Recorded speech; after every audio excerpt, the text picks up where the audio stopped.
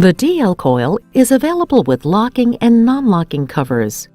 To attach the coil cable to a DL coil with a non-locking cover, plug the coil cable into the DL coil with the logo and arrow on the coil cable plug facing up. To attach the coil cable to a DL coil with a locking cover, remove the coil cover, plug the coil cable into the DL coil base with the logo and arrow on the coil cable plug facing up, and close the cover.